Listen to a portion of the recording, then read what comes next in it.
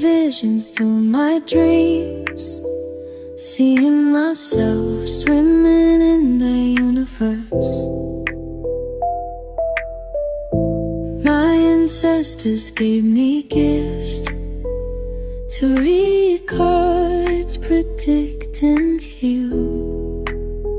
My name is Daphne, but spirit calls me Babylon.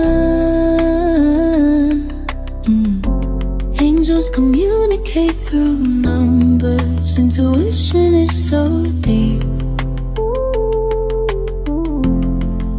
The gift I fully embrace within.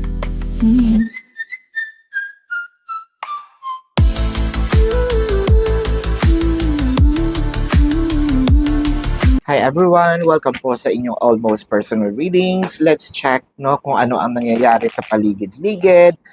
I want you to know that this is a general reading. So you may resonate po sa buong reading na ito or baka konti lamang. Take what's only yours, alright? And please believe in the divine timing for kung kailan mo nakita itong video na ito, no? The video is meant to find you. So, either kasal ka na dito or ikakasal ka dito sa taong ito. It felt like you already found the one or you already in a committed relationship. Meron ng signing of a contract with the King of Swords, the Page of Pentacles, and the Knight of Wands. Maganda naman yung hinaharap. Nakikita natin maayos naman sa person, may konting ka-strictohan lang, no? Pwedeng sabihin nating hindi uubra sa kanya yung paglabas-labas mo, no? Nung ikaw ay dalaga pa, no? Nung hindi ka pa committed. It felt like, kung gusto mo, dito ka na lang. Which is, hindi ka naman pipigilan. Ang gusto lang nitong taong ito ay maayos. Pwedeng ikaw rin ito, ha? You can switch the energies. What I'm reading is the dynamic, no? Hindi pipigilan. Pero may limitasyon, 'di ba? So kung gusto mong uminom kasama barkada mo, edi invite mo na lang dito sila sa bahay. Ayan, no?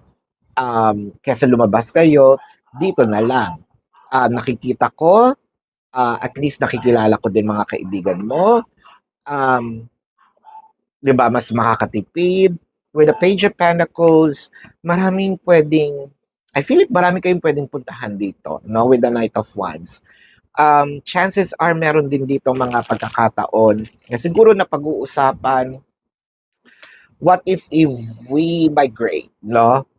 Whether it is sa probinsya or whether it is sa ibang bansa.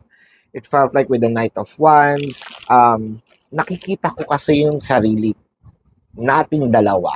There you go, hindi lang ako. Nating dalawa na bubuo tayo ng family dito, no, sa ganitong lugar. Mas maganda dito. So I think na kinakausap ka nitong person na ito para kumbinsihin ka, no? O pwedeng ikaw ang nagko-kumbinsi, no? Kay person na pwedeng dito na lang tayo sa aming probinsya or dito na lang sa bahay namin or dito na lang sa bansang gusto kong, mag-migrate. With the Magician and the Ace of Wands. So apart from pagkakaroon ng kasal, no, you might gonna be building a family, no. This can also be an LGBTQIA+. Pero, paano naman magbe-build ng family, no? Adoption, no? Or pwedeng building a family. Uso naman yun ngayon, di ba, may pet, no? I feel like dito magsisimula, no? Ang pangarap mo na buhay, relationship with your person. The Magician, I feel like at one point in time pinagdasal mo. At one point in time, sabihin nating hiniling mo, sinulat mo. I feel like meron dito mga bata pa no? Ito yung gusto ko mangyari sa aking buhay. Ito ang gusto ko pagtanda ko. Ito ganitong buhay ang gusto ko maranasan with a person. The Eight of Cups, the Eight of Wands, the Temperance, the Queen of Swords, and the Nine of Cups. I feel like, yes, may mga pagkakataon na nagkaroon kayo ng challenges with the Eight of Cups. Kasi at first, parang sinabi mo, masyadong, at first, hindi mo gusto yung ugali niya, na um, ka-stricto. Pero when it comes to communication naman, open naman kayo, no? Sa pagkakaroon ng communication, nasasabi mo na ayaw mo, meron din naman siyang mga bagay na binabago, no? Kasi ayaw mo nga, or at least merong adjustments.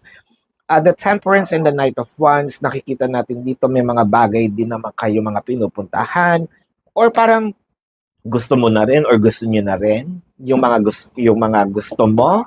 So nagkakaroon talaga kayo ng, kumbaga, nagle-level yung energies ninyo. The Magician and the Queen of Swords. Magician and the Queen of Swords, may mga pagkakataon din naman na binibigyan kanya ng chance, no? Na ikaw naman yung magsalita, ikaw naman yung magalit. Pero I never see na nagsasabay kayo nito. Bihirang-bihira. With a King and Queen of Swords. Kasi magkatalikod eh. Kung magkaharap, ayan, bangayan talaga yan ng bongga. I feel like nagkakaroon lang kayo ng mga challenges dito pero naayos ninyo agad. Parang match din kayo dito with ilang anak lang ang gusto ninyo, kung anong gender ng anak, no, na pag-uusapan.